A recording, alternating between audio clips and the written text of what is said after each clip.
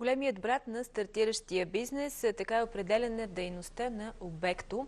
При мен е основателят на компанията Тодор Колев. Здравейте и добре дошли. Казах компания, но всъщност това е един кооператив от програмисти.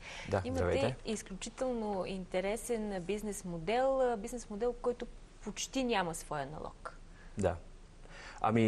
Да, първо да кажа, че сме единствения кооператив. Има и други кооперативи, които се опитват да щупят рамката и да намерят един по-добър модел на организация, като нас. Но да, в момента виждаме сериозен успех с модел на кооператив. Това, което е най-интересно, че повечето компании в нашия сектор на информационни технологии обикновено имат проблема с намирането на служители, не могат да намерят достатъчно служители. При нас имаме така една опашка от чакащи програмисти, които искат да се присъединят към кооператива, така че до тук виждаме много добри резултати от този модел. Всъщност, вие помагате на стартъпи. Да. И принципа на работа е, че голяма част от програмистите, които работят за кооператива, всъщност си имат и свой собствен стартъп или разработват нечии стартъп и 50% от времето посвещават на този проект, 50% на проектите, които вие подкрепяте и развивате.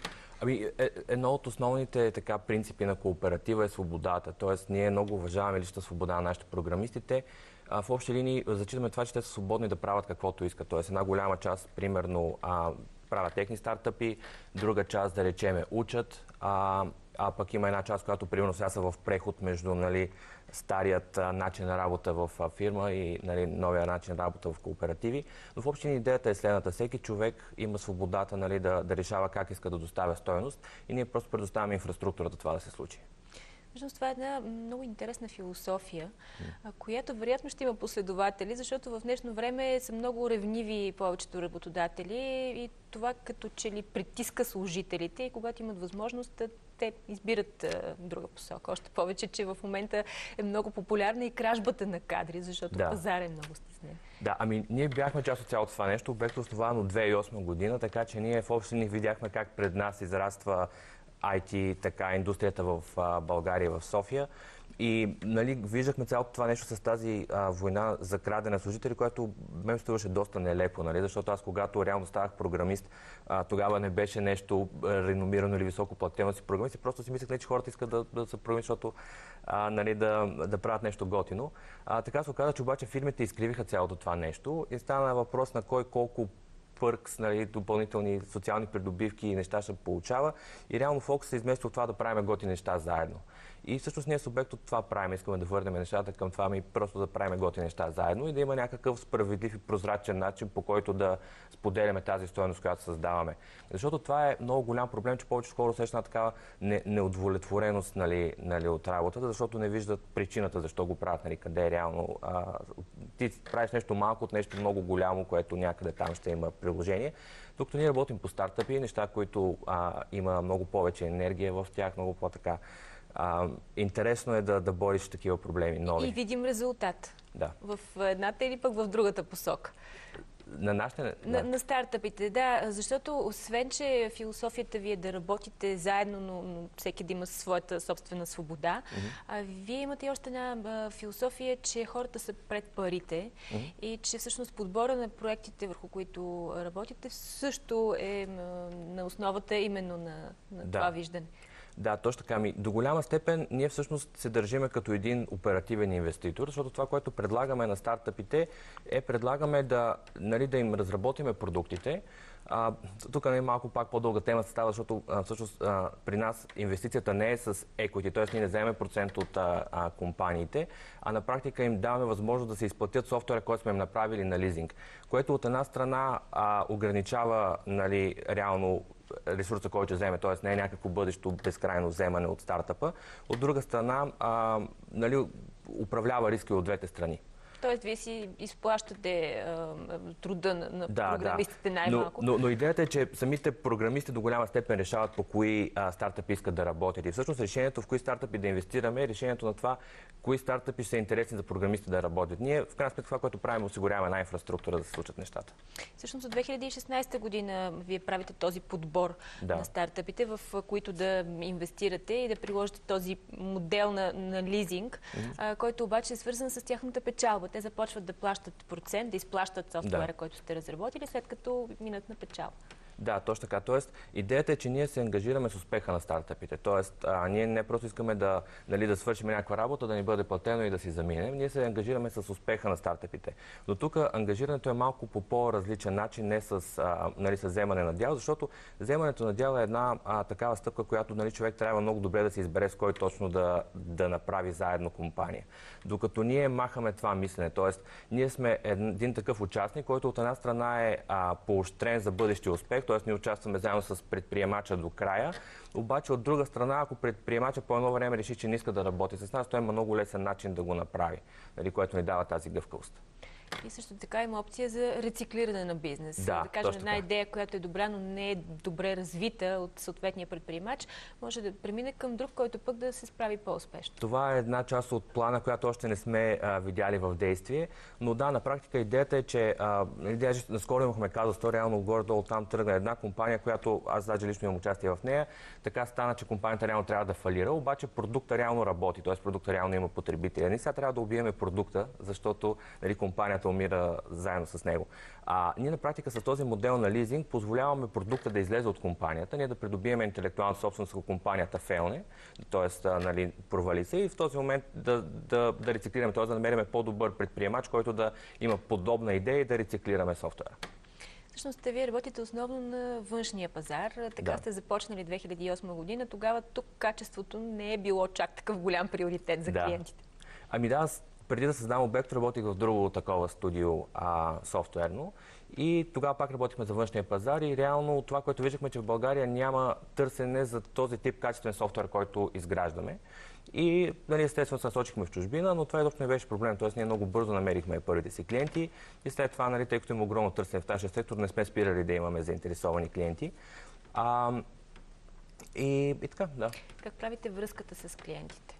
Да, връзката с клиентите тук е много интересна, защото опитваме се да направим всичко възможно най-автоматизирано. Тоест, опитваме се да направим нещата така, че да не се налага ние ръчно да ходим да убеждаваме всеки клиент сам по себе си.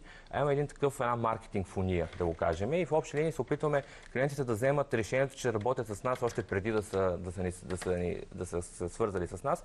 Тоест, опитваме се да автоматизираме максимално аспекти от нашата работа, като основни е всъщност набирането на клиенти и маркетинга. И по какъв начин и в кои сфери се насочвате, когато набирате клиенти? Да, в момента търсим една много така специфична група предприемачи, които са bootstrap предприемачи. Тоест, това са предприемачи, които имат... Обикновено това са хора, които не са college dropouts, това, което е стандарта за предприемач, човек, който е напуснал университета и решил да прави стартъп. Нашите предприемачи са хора, които са експерти от други области, хора, които имат опит, имат знания, обикновено имат дори и спестени пари и сега виждат възможност, която могат да реализират в тази нова стартъп икономика, която се заражда. И това са основните ни предприемачи. Има един доста интересен предприемач в момента, енергиен експерт от Лондон, който така с него правим един нов тип енергиен доставчик, който всичко става през ап реално. Човек е с много сериозен опит, доста сериозна сума и лични пари слага и в момента се опитаме така един голям стартъп да изградиме по този начин. Платформа, чрез която да става търговията с ток на свободния пазар. Да, т.е. тя платформа за доставчик на ток, нещо като ЧЕС, но останалите български доставчици, но на един либерален пазар, където човек може да си избира доставчика на ток, подобно на доставчика на интернет. Т.е. може да кажеш, искам този доставчик или другия. И съответно, това, което ние предлагаме повече, е, че всичко става през мобилно приложение. Няма каси, опашки, такива неща. Дори самото отчитане на електромера става с снимане с камерата на телефона. Наистина звучи много перспективен този проект, защото натам върви дори и България, макар с много по-бавни стъпки. Точно така, да. Мен мечтата ми е... на енергийния пазар е вече факт на много места. Сега имате и български проекти, макар и по-малко. Как се свързахте с тях? С вашите клиенти от България? Те клиенти от България намират сами. Ние тук вече се и те попадат в фунията, маркетинговата. И те попадат в фунията, но основното нещо, което правим в момента, партнираме с програмите, преакселераторски програми, които на практика позволяват на хора, които сега тепърва навлизат в предприемачеството, да фанат основните неща и да започнат да изградат реално собствен бизнес. И това, което правим ние в момента, даваме една награда на такива програми, където на практика даваме доста облегчени условия за разработване на първи прототип, на практика безплатно за избрани предприемачи. И след това вече, ако успешен проект продължава да се развива, ако пък идеята е добра, компанията евентуално се закрие, има и друга опция, както казахме, все още не е задействана, но тя наистина звучи много реалистично. Как се развива пазарът според вас? Като гледате на всички тези модели, които са по-различни от вашия, докъде ще доведе всичко това? Ще се обърнат пък и към вашата философия повечето компании след време? Да, аз мисля, че те нещата ще се обърнат към вашата философия много скоро. Това е една малко по-дълга тема, но в общи линии аз виждам така, капитализма като цяло, като тази система, която има в момента, тя е много хубава. Тя не е била винаги, възникнала е по едно време, имала е алтернативи и в момента има много проблеми, които се виждат с нея. Един от тези проблеми е, може би, това нарастване на inequality, на богати стават все по-богати, бедни стават все по-бедни. Именно заради това, че в момента цененото е по-скоро капитала. Това, което ние вярваме е до голяма степен, че е важен труда на хората и самите хора. И затова правим този кооператив.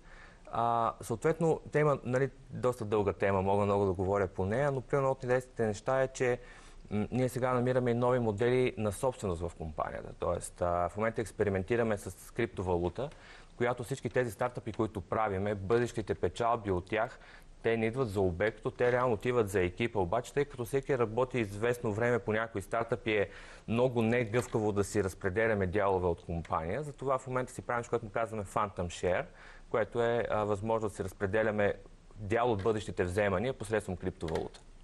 Много интересно всъщност именно иновативните технологии, иновативните компании, които са в този сектор, като че ли налагат новите правила. Виждаме как работят в Facebook, в Google, един много по-разчупен начин на работа, много интересни отношения между основателите на компаниите, ръководството и служителите.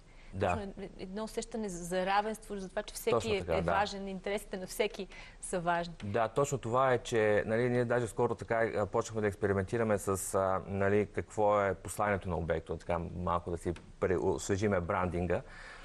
И това, което така открихме есенцията е, че есенцията на обекта е бъди равен. Тоест, това усещане за равенство, което не означава абсолютно равенство във всяко едно отношение, на равноправност пред правилата. Ние реално имаме такива като правила на кооператива, които са нещо като нашата конституция. Как не се оставихте да бъдете изкушени? Защото определено вашата професия на програмистите е една от най-търсените, най-охажваните. Ние оттам започнахме разговора. Това е, разбира се, изкушаващо. Човек може да спечели много и да се развие много бързо. Да. Така, аз лично съм програмист от 96-та година.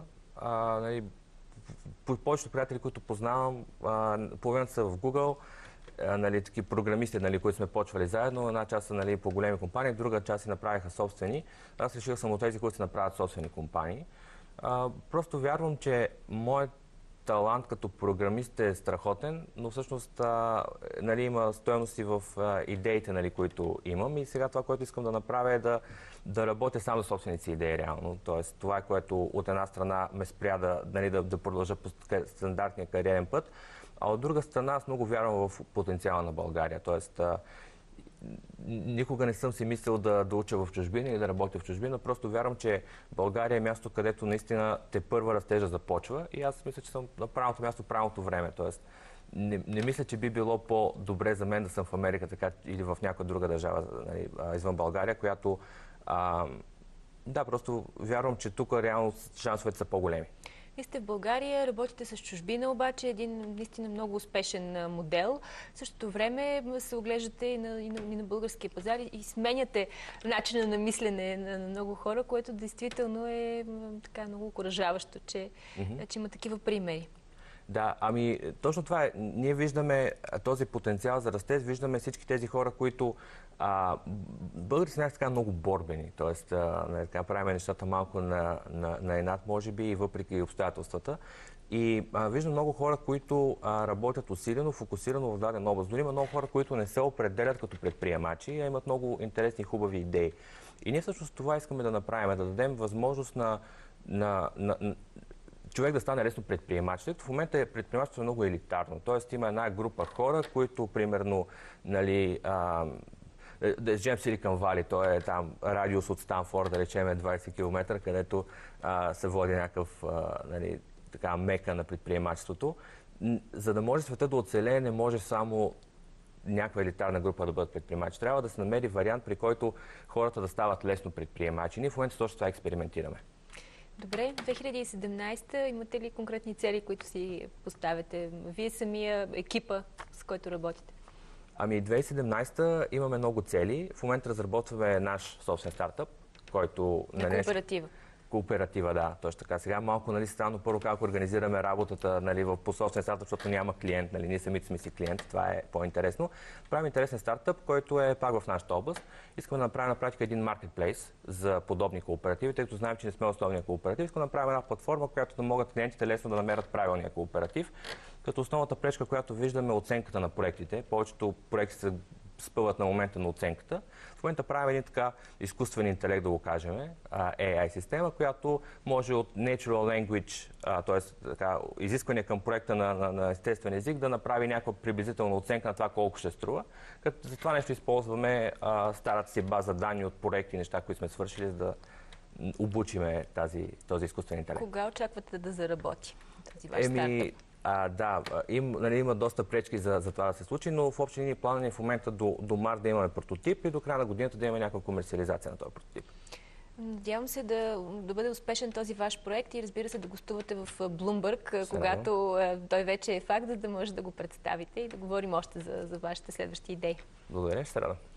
Тодор Колев от Обекто с коментар за начина, по който може да се подпомогне предприемачеството и това да стане с една нова философия, в която хората, а не парите са на първо място.